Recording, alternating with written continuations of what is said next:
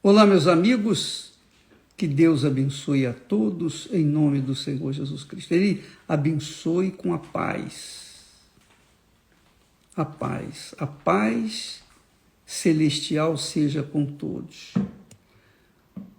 Eu queria falando sobre paz, referindo-se à paz. Todo mundo quer paz, não é verdade? Todo mundo quer paz. Mas nem todos querem pagar o preço pela paz. Nem todos estão dispostos a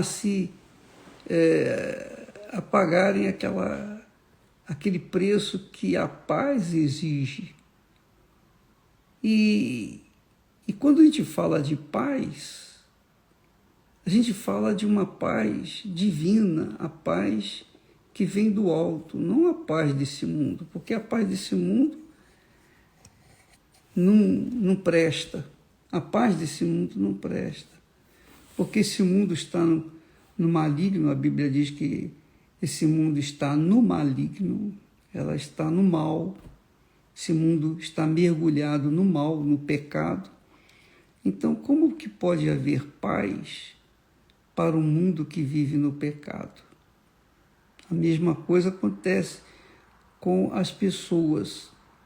Elas querem paz, pessoas religiosas.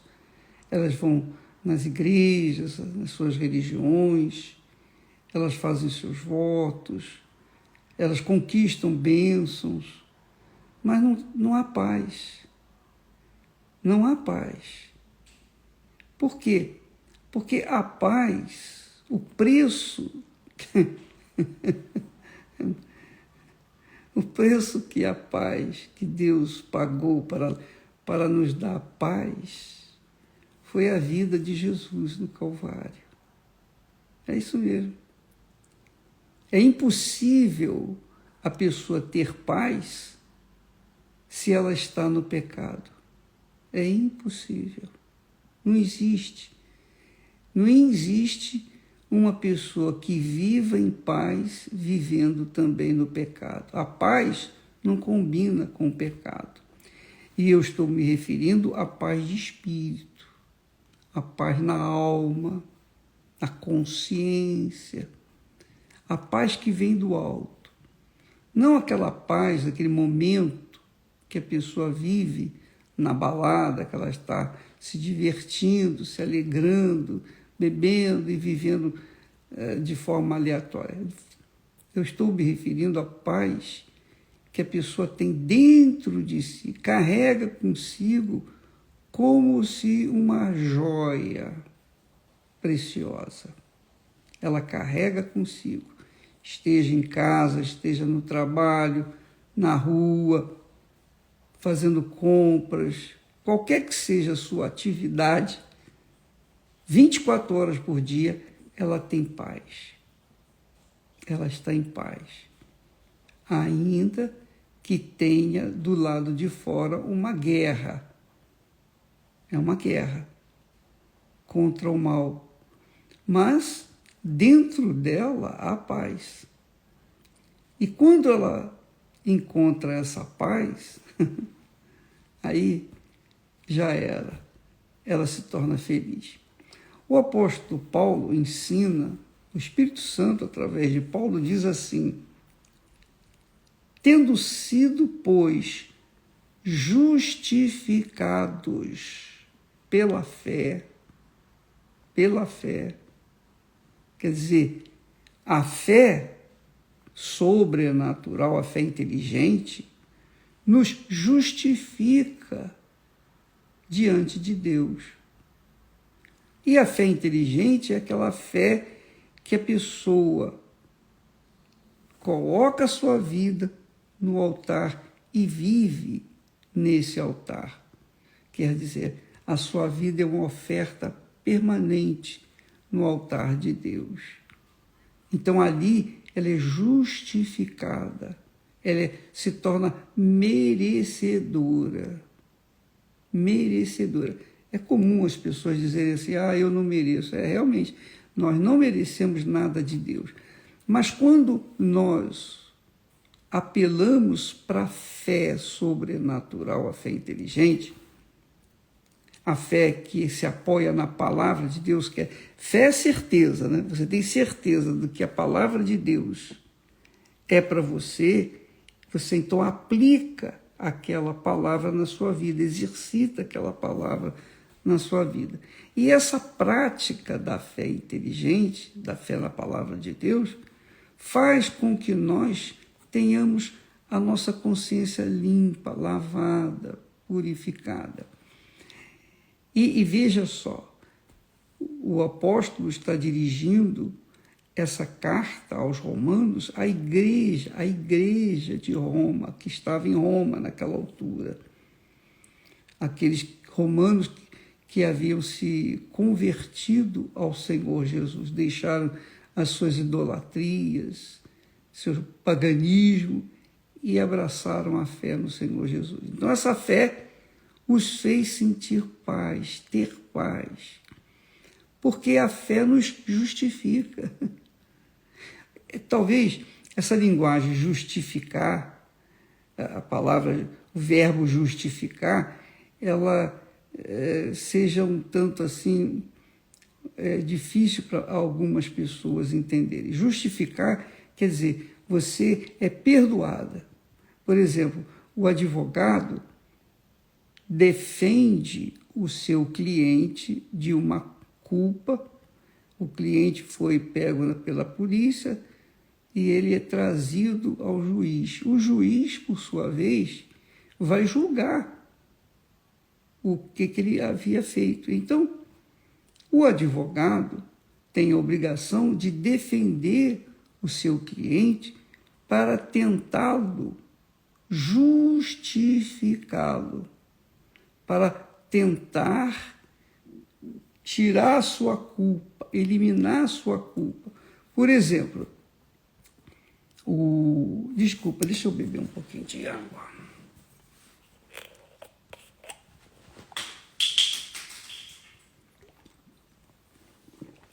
Olha só, o sujeito cometeu um crime. E então ele é levado perante o juiz. Mas em que circunstâncias ele cometeu aquele crime? Em que circunstâncias? É isso que o advogado vai trabalhar. Ele vai trabalhar nas circunstâncias em que aquela pessoa cometeu o crime. Então, se o crime foi previamente planejado, então o advogado que defende o cliente, ele fica sem substância para poder defendê-lo, porque ele premeditou o pecado, que é a iniquidade, né? A iniquidade é isso, a pessoa premedita o pecado, ela dá vazão, ela dá vida àquela ideia que ela projeta. Isso é iniquidade, que é pior até de que pecado. Mas o advogado, então, ele fica sem substância para poder defender o seu cliente, porque o promotor, que é o acusador, ele diz, não, ele planejou a morte desse homem, está aqui provado, tenho provas aqui. Então, as provas incontestáveis mostram que aquela criminoso, que o cliente daquele advogado, ele realmente merece ser condenado. Agora, se o crime foi cometido num ato de raiva, de ira, de repente amassou o carro na rua e o outro saiu, deu um tiro no outro, houve briga e um matou o outro, então o julgamento do cliente, daquele criminoso, embora tenha sido um crime, o julgamento tem outro parâmetro, tem outra linha de ação para defendê-lo. Então o advogado vai dizer, olha, senhor juiz, meritíssimo, o que acontece é o seguinte, o senhor sabe que num ato de ira a pessoa faz aquilo que não deveria fazer. Ela fica com raiva, as suas emoções são muito fortes e ela toma uma decisão, né? E ele vai tentar defender o seu cliente usando aquele argumento. Foi autodefesa, foi autodefesa. Aí o juiz vai considerar as provas a favor e contra com o cliente dele, do advogado, e vai julgar. Ora, é bem interessante você entender essa parte. A mesma coisa, a outra pessoa matou a sua mulher ou matou o seu marido. Por que matou o marido? Qual foi a razão de tê-lo matado? Então, o juiz vai julgar de acordo com as circunstâncias que aconteceram aquele crime. Compreende o que eu estou falando? Agora, quando a Bíblia fala que nós somos justificados pela fé, isso é claro, é claríssimo. Porque aí o crime, que é o pecado, não tem fiança, não tem esse negócio. Por que ele cometeu aquele pecado? Não tem isso. Ele cometeu o pecado. O pecado, a Bíblia fala que o preço do pecado é a morte. E todos os que pecaram, todos os que pecam, todos os que vivem no pecado vão morrer, e não morrer simplesmente como todo mundo morre. Todo mundo morre, justos e injustos.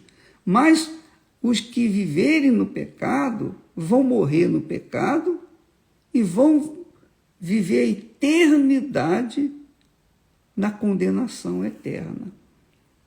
Então, quando nós temos a fé no Senhor Jesus Cristo, isto é, quando nós obedecemos a sua palavra, a sua voz, praticamos a sua palavra, então, automaticamente, nós somos justificados. Os nossos pecados são perdoados. Por quê? Porque Jesus pagou esses pecados lá no Calvário. Essa fé é que nos faz sermos justos diante de Deus.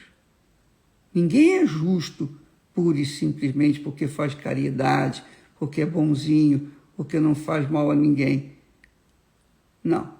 A justiça divina só se aplica, quer dizer, o que é justificado, a justiça que Deus justifica, é somente para aqueles que realmente têm a sua fé aplicada, exercitada no Senhor Jesus Cristo.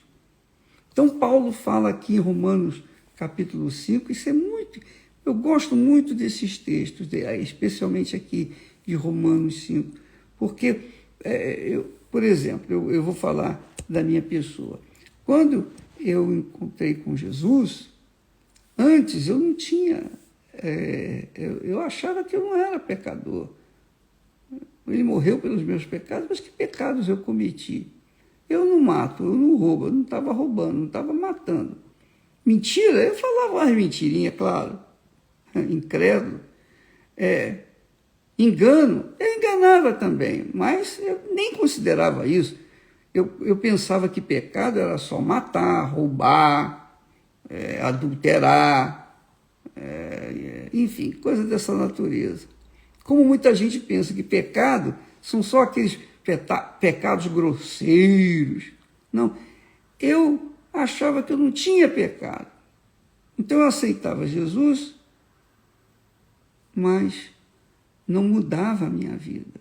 A minha consciência sempre me acusava, de forma que eu tinha medo de morrer e ir para o inferno. Quer dizer, quando a nossa consciência não está limpa, lavada no sangue de Jesus, então ela nos acusa dos nossos pecados. Mas eu não achava que tinha pecado. Mas a minha consciência provava que eu tinha pecado porque não me deixava em paz. Se eu morresse naquela altura, eu ia para o inferno. Então, eu quero que você entenda bem o que significa a palavra justificados. Quando o apóstolo diz justificados pela fé, quer dizer, nós não temos méritos, eu não merecia ser justificado, perdoado, mas porque aceitei Jesus, eu criei em Jesus como meu Senhor, meu Salvador, eu criei que Ele morreu por mim, pelo meu pecado. Eu pensava em mim. Então, Senhor, eu reconheço que eu reconheço o meu pecado. E foi o Espírito Santo, e é o Espírito Santo que nos convence do pecado. É Ele que convence. E Ele me convenceu do meu pecado. Quando eu vi o meu pecado, meu Deus do céu, foi um pega para capar. Desculpa lá a expressão, mas foi um Deus nos acuda, porque eu fiquei desesperado. Eu vi o meu pecado. Eu vi o meu pecado. Era terrível, era cruel. Eu vi, Deus me deu olhos para me ver como Ele via os meus pecados. E então, desesperado, eu falei, quem pode me salvar? E o Espírito Santo, então, me levou até o Senhor Jesus, que estava pronto para me salvar. E Ele me salvou. A partir dali, eu perdi aquele medo de morrer. Eu perdi aquele medo do diabo. Eu perdi aquele medo do inferno. Eu perdi completamente, porque a minha consciência já estava agora limpa, pura. E essa consciência pura, limpa, me dava uma paz permanente. E eu gostaria que você tivesse essa paz. Com licença. Eu gostaria muito que você tivesse essa paz, para que você pudesse avaliar as palavras de Deus. Então, justificados, pois, pela fé. Justificados pela fé. Eu não sou justificado pela graça de Deus, não. Eu sou justificado pela fé no Senhor Jesus. Eu tive que fazer a minha parte.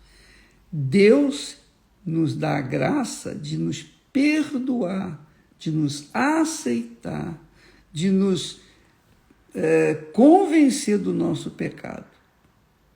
Mas cabe a cada um de nós decidir se aceitamos o sacrifício de Jesus para nós, se cremos no sacrifício do Senhor Jesus para nós, e por conta disso, por causa dessa crença, então nós começamos a praticar a palavra dele, obedecer a sua voz, aí sim, há uma conexão, há um casamento entre nós, quer dizer, uma aliança entre nós.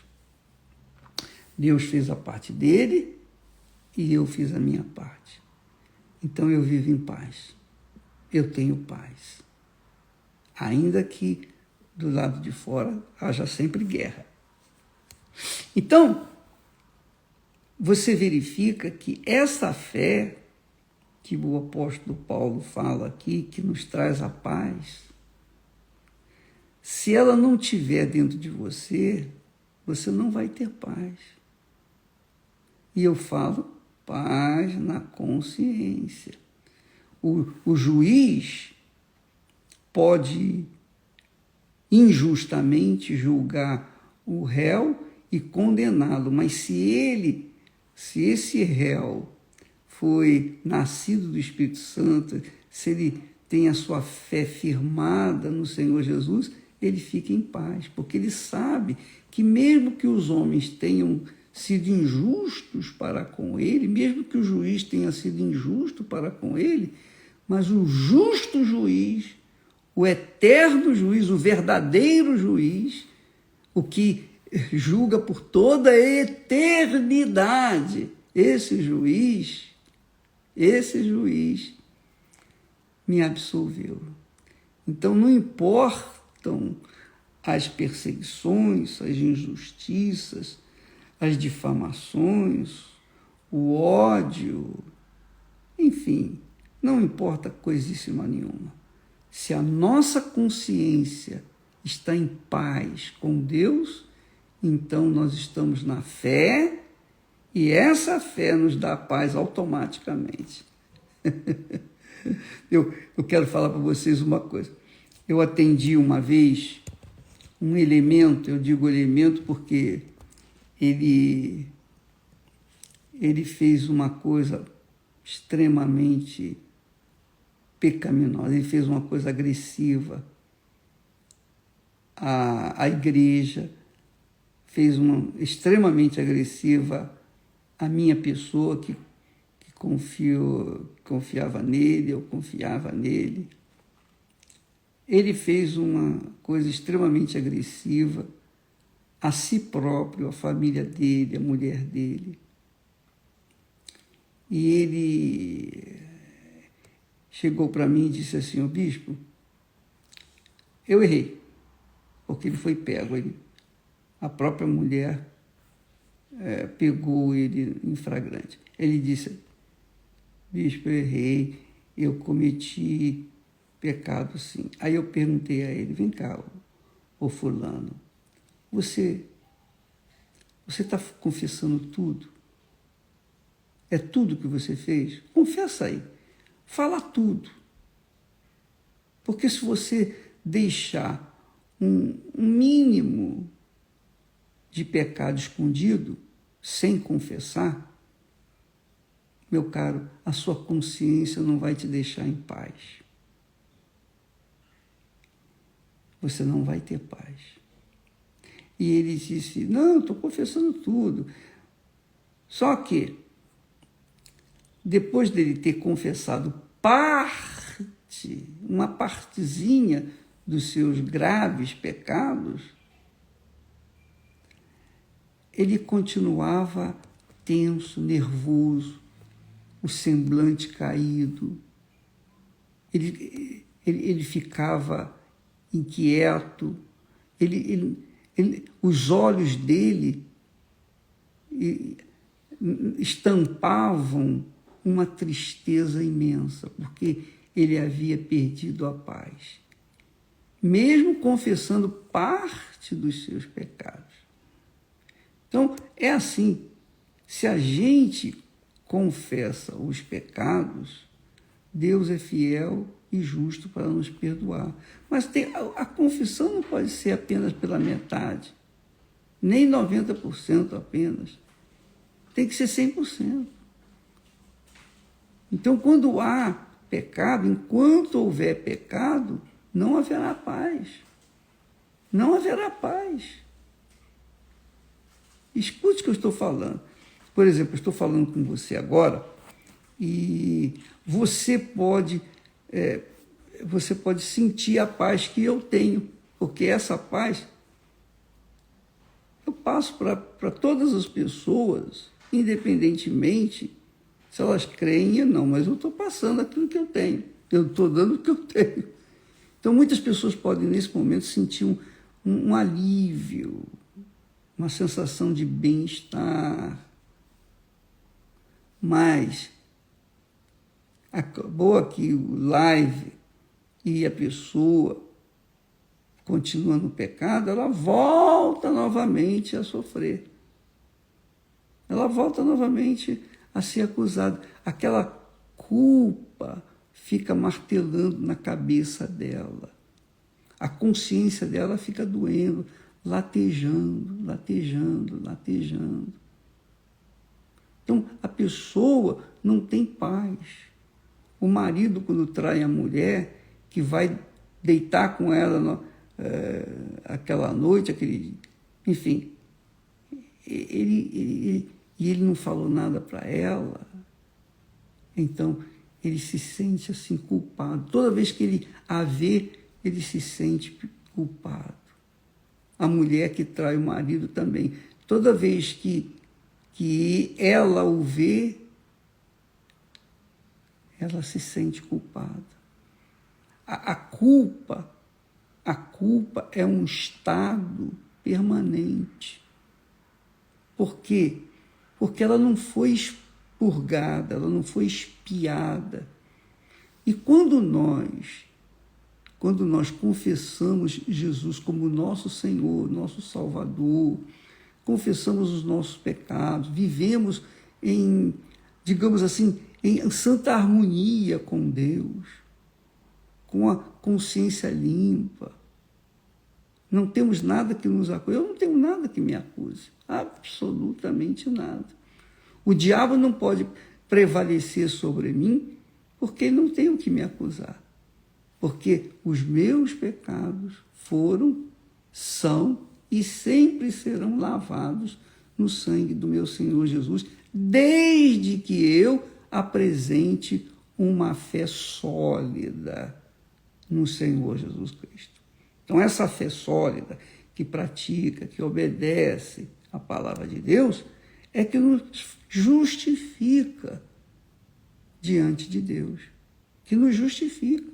E se nós somos justificados diante de Deus, se o próprio Deus nos justifica, quem será ou quem ousará usar de acusação contra nós? Entendeu, minha amiga? Nós vamos falar mais a esse respeito, mas eu queria, nessa semana, dividir com vocês aqui Romanos capítulo 5, a partir do versículo 1. Mas nós vamos ler, meditar, enfim, destrinchar o que nós podemos, porque aqui fala da fé que nos dá paz, mas também fala da fé que nos traz tribulações. Nós vamos falar sobre isso durante essa semana. Tá? Deus abençoe em nome do Senhor Jesus. Amém.